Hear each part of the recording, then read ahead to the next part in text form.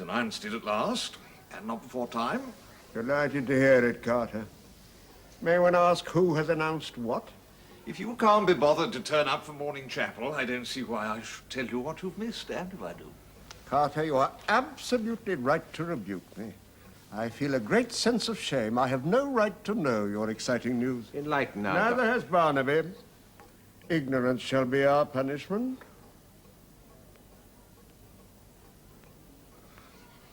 Well, it's Algy Herries, of course. He's definitely retiring at the end of this term. They'll appoint a new headmaster as soon as possible after that. He's made up his mind at last. Well, well, well. That is sad news. He's only about 85, isn't he? Barnaby and I were hoping he'd go for his century, weren't we, Barnaby? He's not as old as that, as well you know. Well, I think he's made a very wise decision. Obviously, he wants to enjoy his retirement, and he sees the need to give way to new blood. New blood, eh? Sounds a bit gory. Any particular blood in mind? You don't by any chance see yourself as our revered leader, do you, Carter?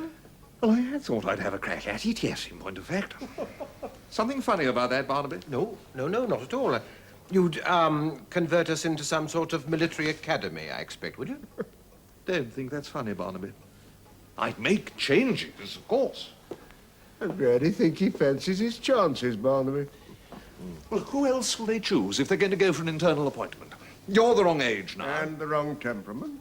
And Barnaby and Irvine are quite happy enough where they are, I reckon. Indeed, yes. So, there you are. Carter, I hate to introduce an element of doubt and uncertainty into all this, but if I had any say in the appointment, I'd say that a very strong candidate would be David Powlett-Jones.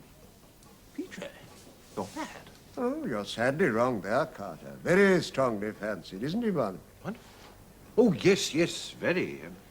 One hears his name mentioned everywhere. You're not serious. Care for a tiny wager? 10 shillings, perhaps? You back yourself, if you care to take the risk, and I'll back David. The bet's off if an outsider gets it. No? Oh, well, quite understand. Damn it, Howarth. You're on. You don't seriously think PJ's got a chance, do you? Worth 10 bob to see Carter's face, then. For a man of means like myself.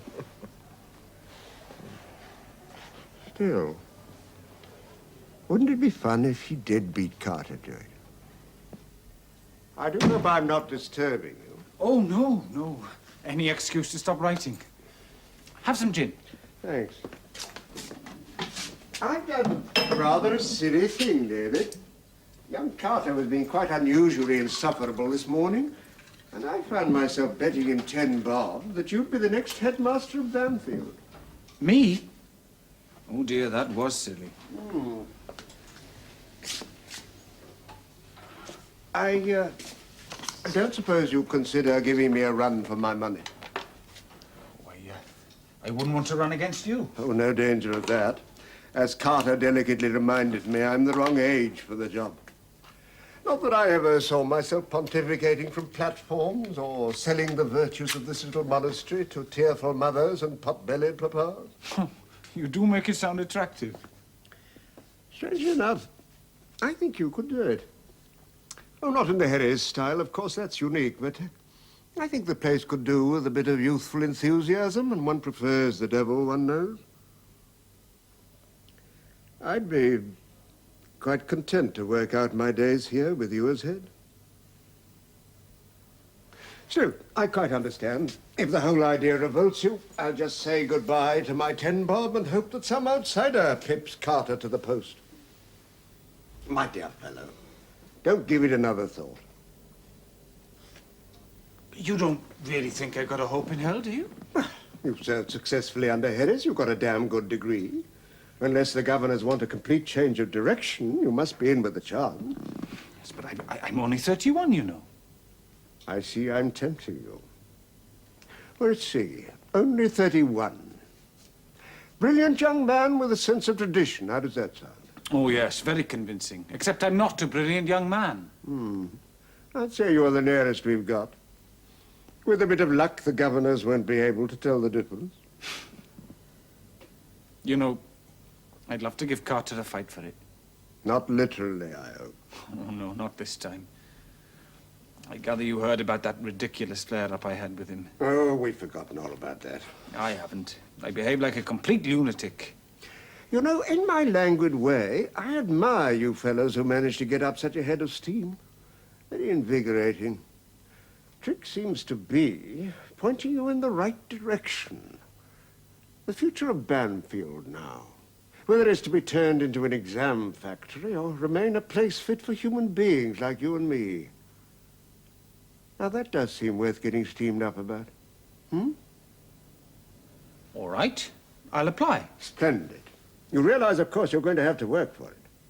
What do you mean? Well, you don't imagine you just put in your application, sit back and watch everybody admiring your virtues, then stun the governors with your brilliance at the interview, if you get that far. Are you talking about canvassing? Oh, that's a crude word.